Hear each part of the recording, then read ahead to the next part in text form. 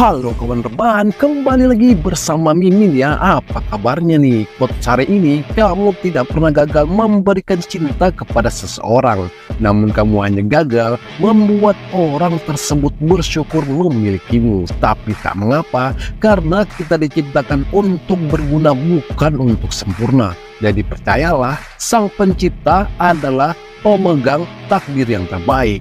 Oke, kali ini Mimin akan menceritakan film yang berjudul Jason X tahun 2001 dan disutradarai oleh James Isaac, menceritakan tentang tim ekspedisi Amerika yang kembali menghidupkan manusia bertopeng berumur 400 tahun. Namun tak menyadari sosok tersebut adalah pembunuh sadis di zamannya. Penasaran kan sama ceritanya? Seperti biasa bah, ambil cemilan dan bantalnya, posisikan ayamnya, langsung kita gas ke filmnya.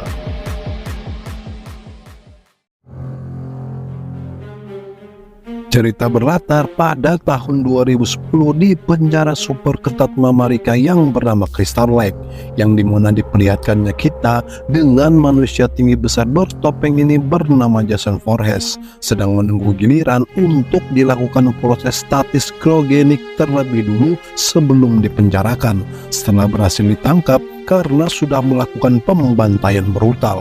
Kemudian salah satu petugas keamanan yang menjaganya ini tak ingin melihat wajah seram dari Jason itu pun langsung menutupnya.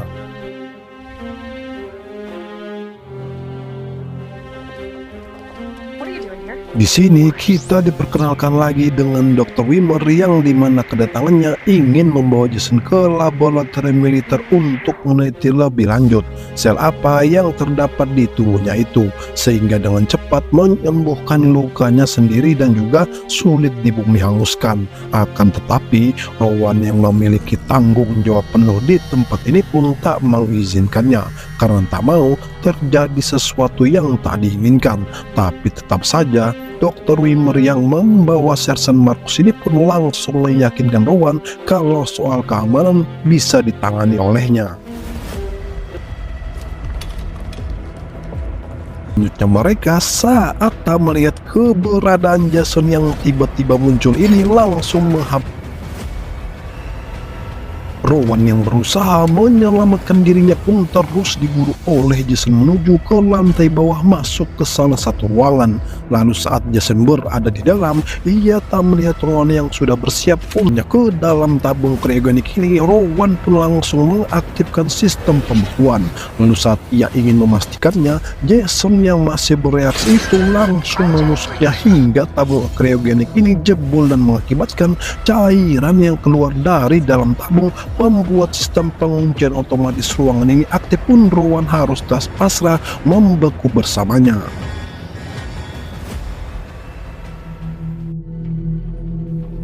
400 tahun berlalu kita diperlihatkan dengan penjara Crystal Lake yang sudah terbengkalai ini didatangi oleh tim ekspedisi Amerika untuk melakukan observasi, yang dimana mereka menemukan satu tabung dan terdapat seseorang di dalamnya. Itu membuat pemimpin mereka yang bernama Profesor Long ini penasaran pun langsung meminta salah satu anggotanya untuk membuka tabung tersebut.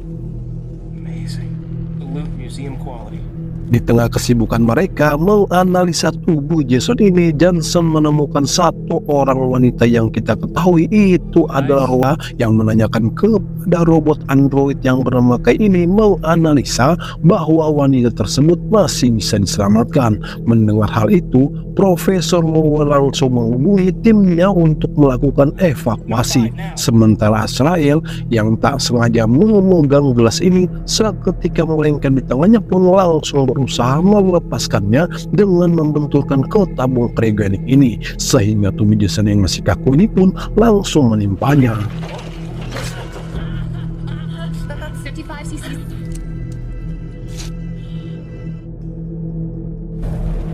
Sebelum lanjut ke ceritanya, Mimin mau memberitahukan kalau di tahun 2455 dalam film ini, Enigma Amerika ini disambut oleh Komandan Brodsky dan anak anggotanya dengan membawa tubuh Jason yang akan segera dilakukan penelitian. Di sini kita diperlihatkan Profesor Lowe dan anggotanya ini ingin mengembalikan tangan Azrael yang putus tadi menggunakan teknologi super canggih buatannya berupa semut-semut kecil yang mampu memperbaiki sel-sel tubuh yang sudah rusak pun akhirnya berhasil. Lalu mereka pun melakukan hal yang sama kepada tubuh Rowan ini. Temperature 96.2. Cool, it's working. Cell reconstruction is complete.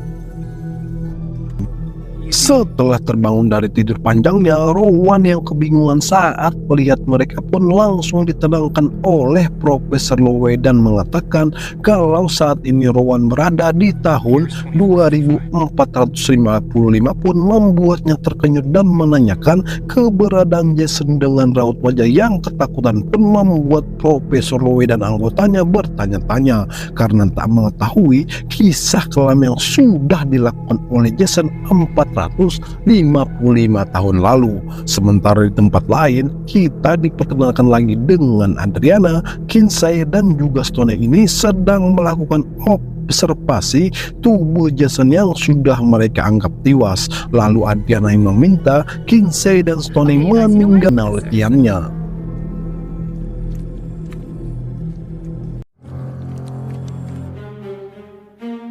Adriana yang penasaran di balik topeng Jason ini pun hanya melihat wajahnya yang sudah rusak. Kemudian saat ia kembali melanjutkan penelitiannya, tak menyadari pergerakan demi pergerakan tubuh pada Jason ini seketika bangkit dengan sempurna pun merasanya.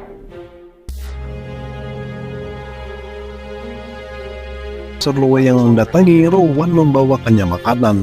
Lalu ia pun mulai menanyakan apa yang telah membuatnya terkurung di dalam ruang pendingin itu pun menceritakan kalau ia sebagai ketua penelitian kristal lake pada waktu itu sudah berusaha melakukan berbagai cara untuk menghentikan Jason yang sudah melakukan banyak pembunuhan sadis di masanya, mulai dari ditembak mati pada tahun 2008, disetrum, digantung, bahkan dibakar sekalipun tak ada yang bisa menghabisinya. Namun karena keserakan Dr. Wimmer yang ingin memanfaatkan keabadian tubuh Jason itu menghasilkan uang, justru membuat malapetaka bagi semua orang yang ada di sana pada waktu itu.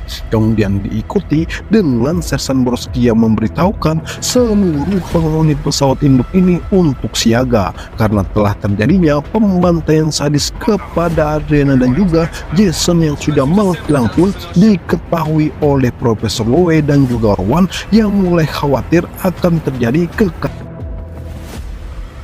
Sersan Brodsky yang mempersiapkan anggotanya dan juga Profesor Lowe yang semakin panik, diikuti dengan kedatangan Kinsey yang sudah berlumuran darah pun memberitahukan apa yang terjadi kepada Stone tadi.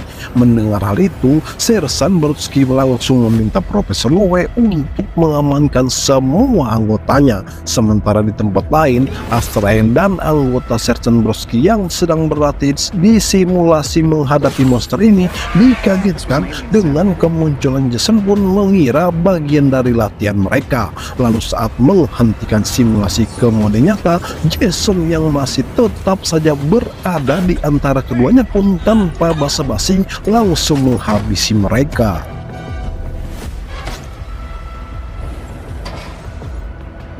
Saat kedua anggota Sersan Brodsky menemukan mayat dari Azrael dan salah satu anggotanya pun membuat mereka yang mendengar percakapan itu bertambah panik. Lalu Rowan yang meragukan kemampuan Sersan Brodsky dan anggotanya pun berusaha ditenangkan oleh Johnson. Sementara di tempat lain, Insinyur Creed yang terkorban, tapi untung saja Sersan Brodsky yang mendapatnya pun langsung menembaknya.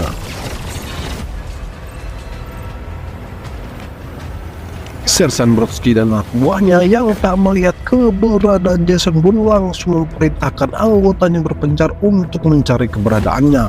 Tapi tetap saja Jason yang lebih berkompeten di bidang bantai-membantai ini pun menghabisi satu persatu anak buah dari Sersan Brodsky yang berusaha menghentikan kebrutalan Jason pun tak ada dari mereka yang mampu melumpuhkannya.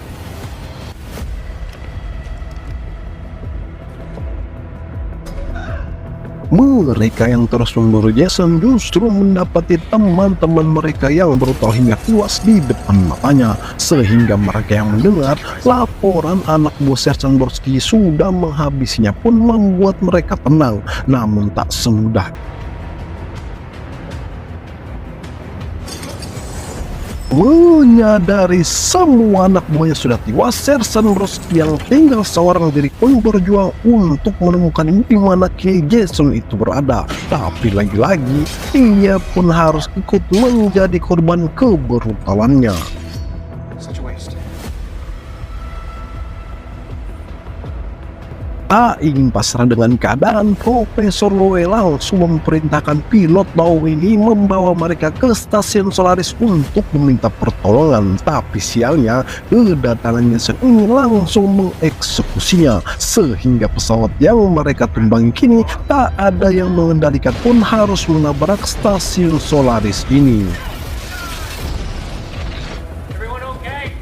Suasana yang semakin mencekam karena tak ada lagi tempat mereka meminta pertolongan setelah hancurnya stasiun Solaris tadi pun diikuti dengan kedatangan Jason yang mencoba menerobos masuk ke dalam ruang kontrol ini. Lalu saat Rowan ingin memastikan keadaan di balik pintu ini pun tiba-tiba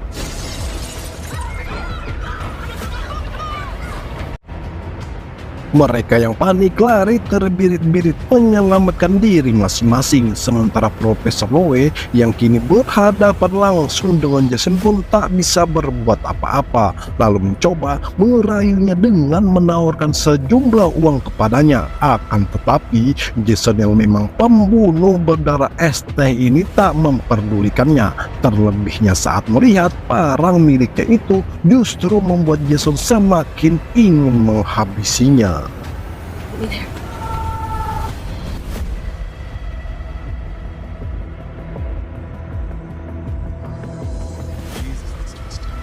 Kini Insinyur Clark dan Sunaron sampai di ruang kontrol pesawat yang dikemudikan oleh Law tadi pun berusaha mengambil alih untuk membawa mereka yang masih selamat menggunakan pesawat sekoci dari pesawat ini.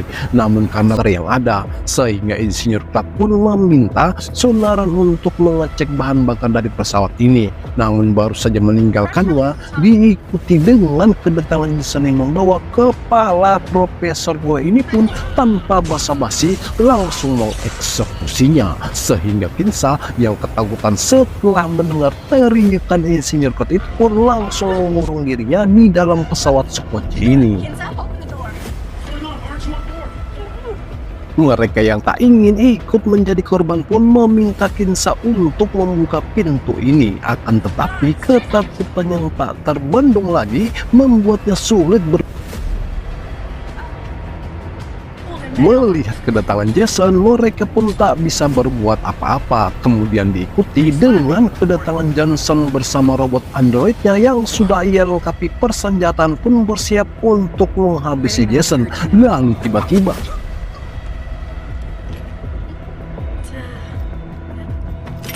sungguh tak pernah Mimin duga kawan, robot android Johnson yang ia beri nama Kai itu bisa menipu Jason dengan caranya.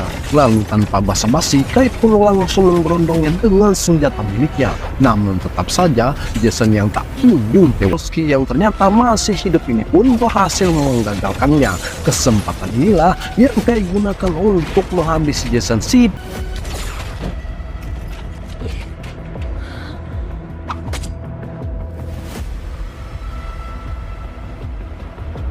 Singkat cerita, setelah memulihkan kondisi Sersan Brodsky, Sunaron langsung mengirim pesan darurat untuk meminta pertolongan, dan beruntungnya pesan mereka direspon dengan cepat. Mendengar hal itu, Janessa pun langsung meminta untuk segera mengevakuasi mereka. Tapi sayangnya, tim yang akan menjemput mereka baru bisa datang sekitar 45 menit lamanya. Sedangkan pesawat induk ini hanya bisa bertahan sekitar 30 menit karena ada lambung pesawat yang bocor. Lalu Rowan yang menunjukkan jalan yang bisa menyelamatkan mereka pun Sunaron mengatakan jalan itu terhalang oleh jembatan. Mendengar hal itu, Sersan Brodsky pun menyarankan untuk meledakannya agar bisa terpisah dengan lambung pesawat yang masih bagus. Astaga naga, tanpa kalian duga kawan, ternyata tubuh Jason yang terbaring di atas meja buatan Profesor Lowe ini tanpa mereka ketahui hidup dengan sendirinya. Lalu diperlihatkannya kita semut-semut kecil yang mampu menghidupkan sel-sel mati itu pun mulai mendekati tubuh Jason yang sudah hancur tadi.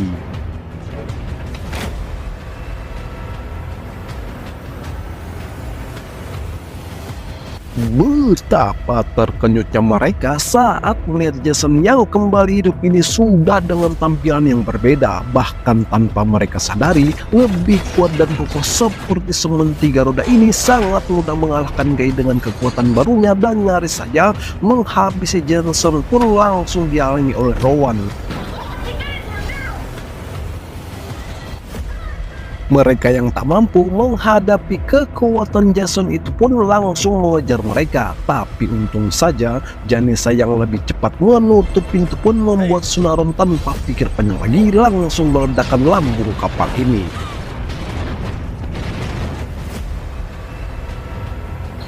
Akhirnya mereka yang berhasil selamat pun mulai bisa menarik napas panjang. Kemudian diikuti dengan kedatangan pesawat yang akan mengevakuasi mereka pun. Astaga naga, nasib mereka yang berusaha menyelamatkan Janessa pun harus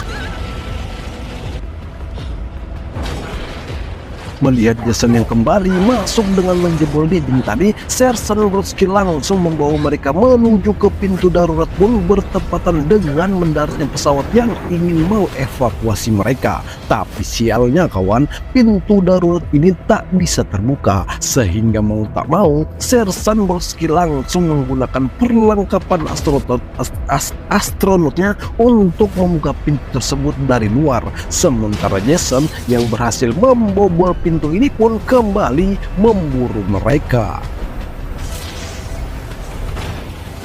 Jason simulasi hologram untuk mengalihkan perhatiannya dengan pemandangan sebuah danau dan 2 orang wanita pun berhasil mengelabuinya. Tapi sialnya Jason yang langsung menghabisi wanita ini pun kembali mulai mencari keberadaan mereka.